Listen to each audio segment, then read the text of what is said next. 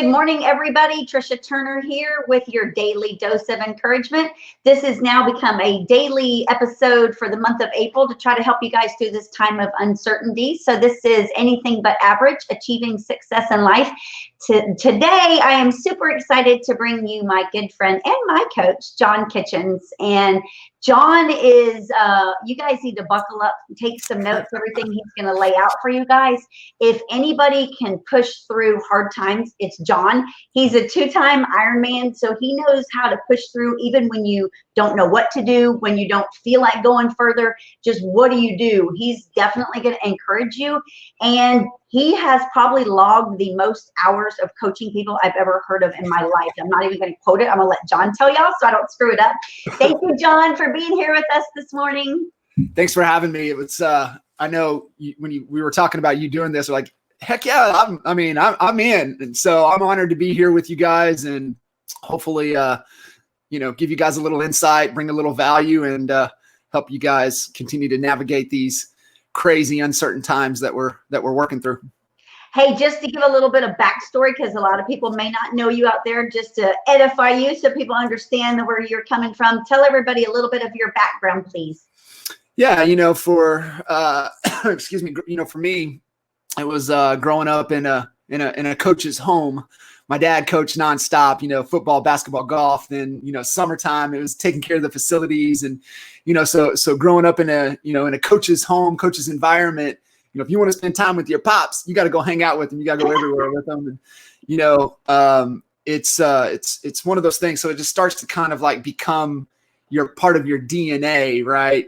Understanding the work that it takes and, being able to spend time with him and see that growing up in the locker room. And, I was the little kid that, on the football field that ran out and grabbed the tee and ran back. So kind of getting to hang out, growing up in the locker room, And where did you grow up? Getting exposed to all of that, Lawton, Oklahoma. So, small town, Lawton was good. Lawton was good for us. It shaped us in a lot of ways that really has carried over to to what we do today. And it's smaller town, smaller community. Growing up 100,000 in the entire community county, and a bunch of small towns. It's a military town. Fort Sill's there, so we got a lot of dynamics inside of the community because you've got people coming in and out from being an Army installation. So it smaller average sales price. So that definitely will shape you when you get into the real estate game of how that has to be. So, for me growing up there, having pops as my hero growing up, could do no wrong. And we all have those moments in our lives to where, things start to shape themselves and, finding and having, seeing your hero at the most vulnerable time. And, for me, that was with, walking in as an 11-year-old, walking in and seeing, my mother laying on the floor, dying of breast cancer. And, you have your hero there, overwhelmed with emotions and not knowing what to do. Right. So that really was one of the lessons that kind of really shaped me. And, no matter how stoic we may be, no matter how much of a hero, we don't have it all figured out. And, those are the times to where it's okay to not know and not pretend. And it's okay to ask for help and seek solutions and keep figuring things out. And, we're all human. And, I've failed so many times in business and in life. And, as a leader, to my family and to our businesses, man, I get it. I'm just like all of you guys, especially all of us right now. We're just trying to figure it out each and every day, right? How to be better, how to make the hard decisions. We're having to make a lot of hard decisions right now in trying to figure out how we're going to continue to grow our business, how to get back up after we get knocked down. And so I'm really grateful for those experiences. Trish, you said, just kind of to coaching calls. And, I've been fortunate enough to help grow and scale 2 separate real estate businesses to 7+ figures. Most people don't know this story. But I actually went and started a separate real estate business in 07, 08 market and maintained consistent cash flow. So, not very many people know that story. That's a whole nother conversation. And, then back on the coaching side, right? In my DNA, I never, maybe there was a point in time kind of growing up, man, I would love to be a coach. And it's like, we all associate coaches to the athletic side of things. And then it's like, wow, okay, here I am on the business side of things in the real estate space. And I think right now, it's well over 500 high performing real estate agents in their businesses. More than 11,000 one-on-one coaching calls and a little over 6,300 hours of coaching in these businesses. So that is a lot. Yeah. And that old saying where it takes 10,000 hours to be an expert and master anything. I'm pretty sure we can consider you an expert. That's awesome though. And it's so rare. Everybody wants to throw out the term, I'm a coach. Well, you know what? You have the credentials to back it up. So that speaks volume. Yeah. It's like with anything, right? You just, you have to put in the work. Yes. And even it carries over to anything that we're trying to do. So like you had mentioned, 2-time Ironman finisher. I was supposed to be doing Ironman Texas again next weekend, but obviously that is up in the air. And so I completed my first Ironman was last year, right? So it's not like I've been doing this. Like I'm 43 years old. I ran my first Ironman when I was 42. I ran my first marathon when I was 40.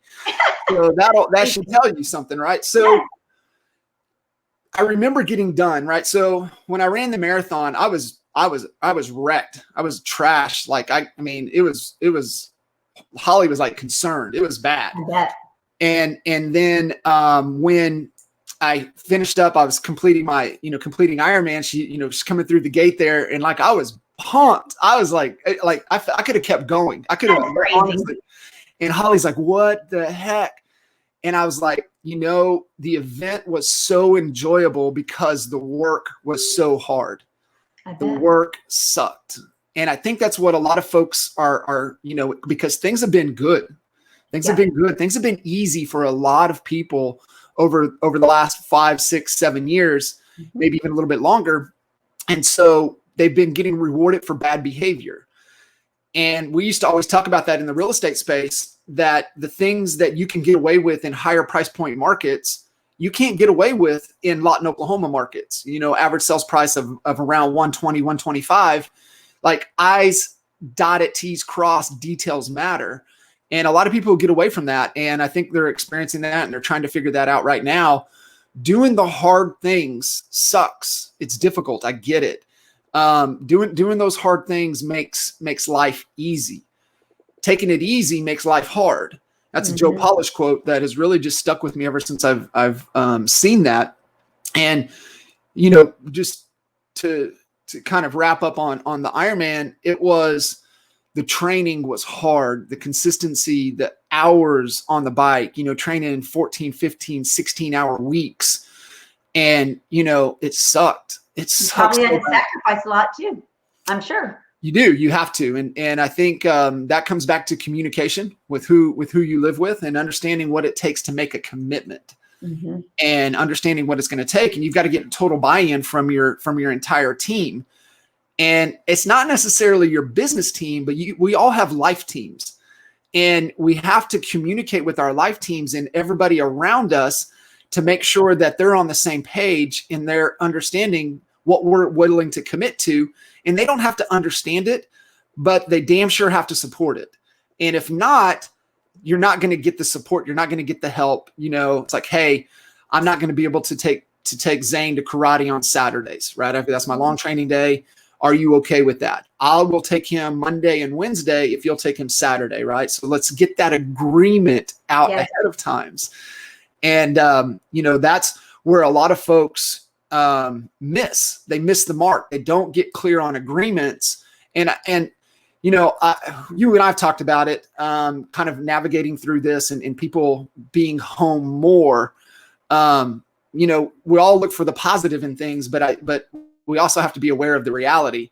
Mhm. And you know, I saw Stuman made a long post, and it's things that we've been talking about.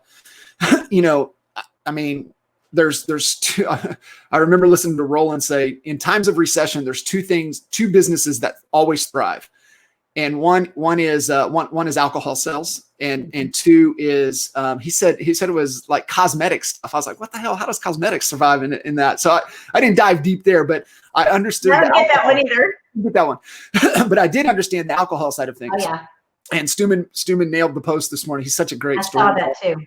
And he's so spot on because, Yeah. I mean, I'm catching the guys in the neighborhood, you know, like, hey, you know, we're all on group text. I'm getting, hey, social happy hour at 2:00. I'm like, y'all mofos. I'm sticking to my routine. I'm sticking to my schedule, you know, maybe 5:30, 6:00 after dinner, if you guys are still out there, which they have been, which is another thing that we've got to be careful of. And a lot of people right now, Trish, a lot of people are on vacation. I know, totally. So it's like I felt like I just threw up everything. Yeah.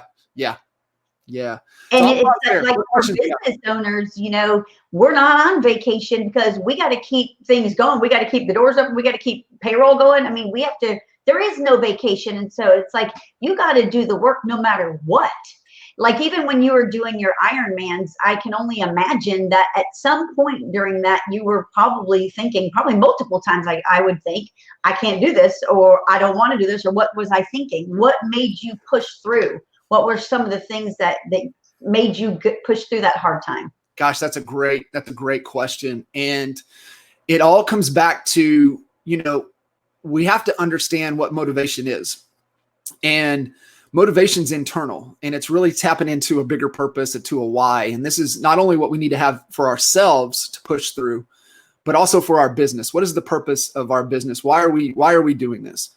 And that's where a lot of people get tripped up, is they try to focus on the how, and they don't get clear on the why.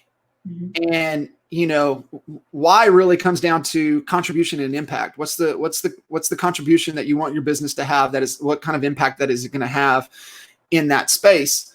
But being really clear on that why, because when times get tough, we tend to forget what direction we're moving towards. Yeah. And so like for me with Ironman, I mean, I'll be 100% honest with you. It is, I wanted my kids to be able to say my dad's an Ironman. That was it. That was the only reason. That was the only reason. So when times got tough for me and I was going out there, run on the bike, and like, you know, I wanted to get off the bike so bad, it's just like, keep pedaling.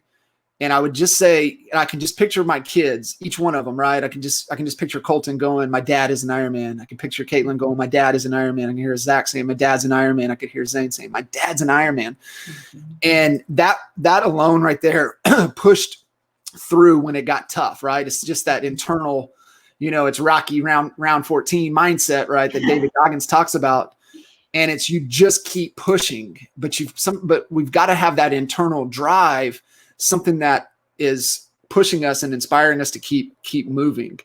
And so that was it for me. And, you know, I think too, once you accomplish that, we've already got to be thinking about what's the next goal. And I messed that up for a lot of things during, you know, my 30s, right? You know, ego is strong in your 30s.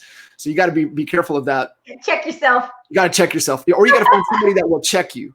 That's even more important. You need to find somebody that is not afraid to put you in check and tell you what you need to hear, because they love you so much and they know how much you want to be better each and every day.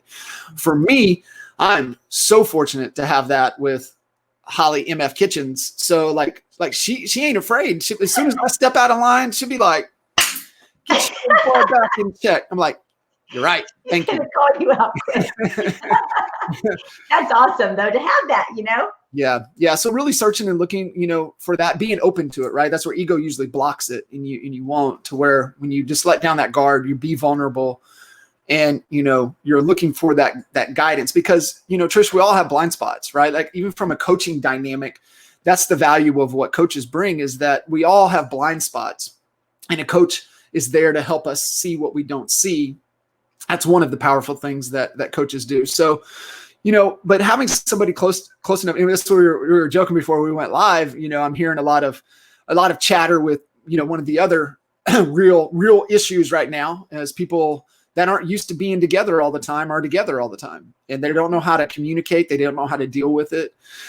And so they're struggling there. And that's we were talking, Holly and I were like, kind of looked at each other last night, and I'm like, shit, I'm good. I can hang out here all day, every day, because we have. I mean, this has been life for the last 2 years. So I know also in your background and your coaching background, you've coached a lot of businesses and entrepreneurs when they were struggling and in a downtime, and you've brought them back to where they're profitable, because that is one of your strong suits, is cash flow and being laser focused. What are some things you could tell people that maybe are tight on cash right now? What should they be focusing on the next 30, 60, 90 days? How can you help them? Yeah, absolutely. I really think the rest of this quarter is going to be the most important time that we'll face over the next 2, 3, 4, 5, 6, 7 years, because it's about getting crystal clear on what it is that we want to accomplish, right? Because so like when we look at, most of the people like jump in and it's the how, right? And so it's just like, what do we want to accomplish? What, by when, why? Why do we want to do that? And then we can start to figure out how we're going to do it. But even before that, it all starts with mindset and controlling the chaos that's going on in our heads, and mentally making sure that we're staying focused internally, and really being able to be smart and think through what we need to think through to navigate. So it all starts there. Mindset first, more so than anything. And everything rises and falls with leadership. And so, bad leadership just makes the fall faster. Good leadership we can stabilize, but great leadership is what grows through times of chaos. I was listening to something with Roland yesterday, and he was talking about, I wrote it down because it was so powerful. He defined crisis. And I think this is understand. So here's another thing too. This little side note is get clear on the words, right? This ego will stop us from pausing and what are you talking about, right? What does that word mean? And so he kind of broke that down for a second when he was talking about crisis. And I know I wrote that down. It was too good. Yes, crisis means a turning point in a disease that will result in recovery or death. Oh, wow. And I was like, oh, that's so spot on, right? Because you're hearing crisis this, crisis that.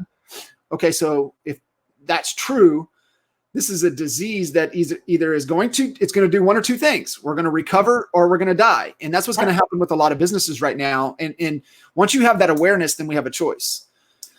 And so if we know everything starts with our mindset and our mindset to focus to recover, and we know everything rises and falls with leadership starts internal. We cannot lead our team. We can't lead our clients. We can't lead in our community if we can't lead ourselves first. Mm-hmm. And 100%. So we've got to lead. We have to lead. We have to do the things to protect our mindset. And I always fall back because it's real easy. Go back to the Miracle Morning. Go back to Hal Elrod's savers. If you just do those savers every day, you're going to be all right. Mm-hmm. Right? Silence, affirmation, visualization, exercise, reading, scribing. If you do those 6 things, and I've kind of taken the affirmations out and really more so focused on gratitude, and because that helps with our mindset tremendously. Mm-hmm. Where gratitude begins, that chaos ends. Mm-hmm. So if we're really focused on the things that we're grateful for, right? Like for me, it's the very first thing I do in the morning with my phone. So I like to get up. I've got a couple little daily reads that I read. I've been reading the Daily Stoic now for about 3 years, just every day. Just there's, it's how it's designed. And then I picked up Ryan Holiday's. He's my favorite author. Daily Stoic, Obstacle is the Way. If you guys have not read The Obstacle is the Way, That would be a really good read for all of you right now. Write that down, y'all. The Obstacle is the Way by Ryan Holiday.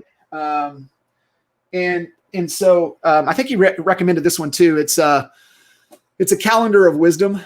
Oh, I've not heard of that. By Tolstoy, and it's an everyday, right? It's just every day he's got things in there, kind of writing about a lot of religious quotes, a lot of things in there that just allow you to pause and make sure your mind's right. Mm-hmm. So focusing in on your mindset, adopt the savers, and then when it comes to our business, it's all about being strategic. And being really laser focused on what is that game plan that's going to get us from here to there.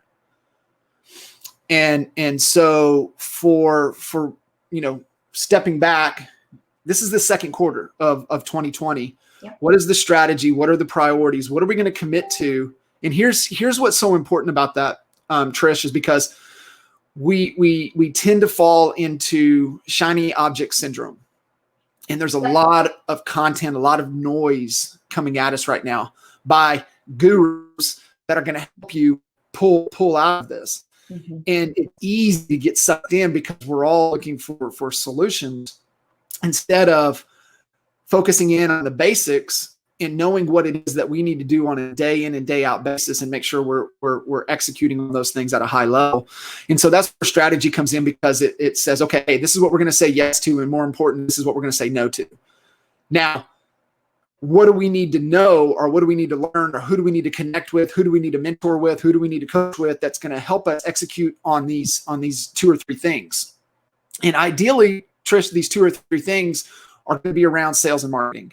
And that's where we need to be spending a massive amount of our time as leaders, is focused on sales and marketing activities that are going to solve the problem that is going on in our ideal client's head, right? So think through in your market, buyers and sellers, what are they concerned about? What is the problem that's going on in their head? And how can our sales and marketing speak to that and solve that problem? How can we be a solution to that? Then the next activity would be content, focused on content. And a lot of people are backwards with that right now. They're focused on trying to pump so much content, and it's not even content that's speaking to the problem, but in providing real solutions. It's more so, they're doing all of that and they're not doing sales and marketing activities. Trish, you'd be amazed at the agents that I've talked to over the last couple of weeks across the country that are calling expireds, and expireds are having conversations with them because nobody else is calling them. Right? Yes. Yes. Jay listed his house out in Aubrey 3 weeks ago for sell by owner. As of yesterday, you know how many agents have called him? 1. None. 0. This is I don't know what he has listed at. I know it's over. I know when he put it on the market a year or so ago, if not longer, he had a cash offer of over almost 900,000. So almost $1 million property for sell by owner, and there's not one agent that's called. Insane. 7 acres. They should be ashamed of themselves. It's unbelievable. It's unbelievable. So that's just confirmation that agents aren't working. People aren't working, and they have either retreated or they've surrendered. They've just become paralyzed. They've surrendered. And we know that everything in life is uphill. There is nothing downhill in this life. No. Everything worth chasing is uphill. And the only way we get uphill is moving forward with intention. And that's what it comes back to strategy, is that strategy forces you to be intentional. Get clear on your priorities. What are you saying yes to? What are you going to commit to? And then getting those activities in the calendar. So when I would say too, on your sales and marketing, we've also got to get we might have to get a little creative on how we're going to, additional services we're going to add, right? Yeah. For our fees. If we're looking at, I would say definitely do not discount. You guys are not discount agents, so do not discount. But it's how can we charge the same but do more? Mm-hmm. Add more value. How can we add more value? And that's from a sales and marketing perspective. How can we add more value to the marketplace? How can we add more value to our current clients? How can we add value to the people that know us, like us, love us, trust us? How can we add value to, new opportunities? How can we charge the same and do more? That's what we need to be thinking about. We need to be thinking about those things. That's moving forward. Hopefully all of you guys have played enough defense, meaning you've trimmed the fat, you've, really cut off those, $37 this, $97 this. Because as real estate agents, I mean, y'all quick to swipe that credit card and get it set up for a free trial. So going through, trimming all that, getting all that cut down, cleaning it up, and then making sure that the dollars that you are spending are going to sales and market activities that are going to get us a return. Investing in your people. I would also say to look at make sure that you guys have taken advantage of whatever the government stimulus and the monies. Hopefully you guys have taken advantage of that. Hopefully you've gone through the PPP, the EIDL, communicated, got that safety net in place, because sometimes it's not bad to acquire some low interest debt to be able to give us a safety line to keep growing, because growth sucks cash, and that's okay to keep us moving forward. And so just making sure that we've done our due diligence. Mm-hmm. That way we don't have to worry about it, right? We can stay focused on moving forward. And that's the number one thing, getting in that routine, blocking out all the distractions, and getting productivity. That's it, Trish. Productivity, getting your team to productivity. And so like, hey, we were talking about, what does productivity mean? Productivity just means getting the results that we want. And so that's where strategy helps us get clear on what is it that we want? What is the result that we're after? And so are we doing the thing to be productive or not? Are we getting the results we want or not? Mm-hmm. And if not, those are the problems you're trying to figure out, right? That's who you're connecting with. That's who you're reaching out to. Hey, I'm struggling here. I'm not able to convert to appointments. What am I missing? And so that's all we're looking for. What we reveal, we can heal. And I love it. Yeah. So awesome. What's your outlook on when we come out of this? I think we're going to come out of this like here in Houston, and I think you guys are still under the same shelter in place till April 30th, aren't you? Yep. Yeah. So I think we're coming out of that. What's your thoughts? Yeah. This think we're going to rebound? This is that could be a whole nother conversation. I do. I would not want to be the one pulling that trigger, because at what point do you sacrifice one over the other? And we're talking the economy, or we're talking lives. And so at what point, do you run it right to that edge and then pull it back? So as many people, I don't care what your opinion of him is, but having a businessman in office rather than a politician in office, I think might be the saving grace and allow us to turn through this faster.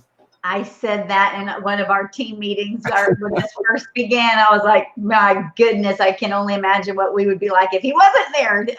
I'm just so grateful and thankful. Hey, what is a number one thing people should be focused on for the next 30 days? Besides, focusing in on yourself when it comes to proactive activities in your business, it's got to be, I would say talk time would be one of the things to absolutely focus on. And I would say from a communication in general, like if you're going home, if you're laying your head down at night and you're not like exhausted from talking all day, you haven't talked enough.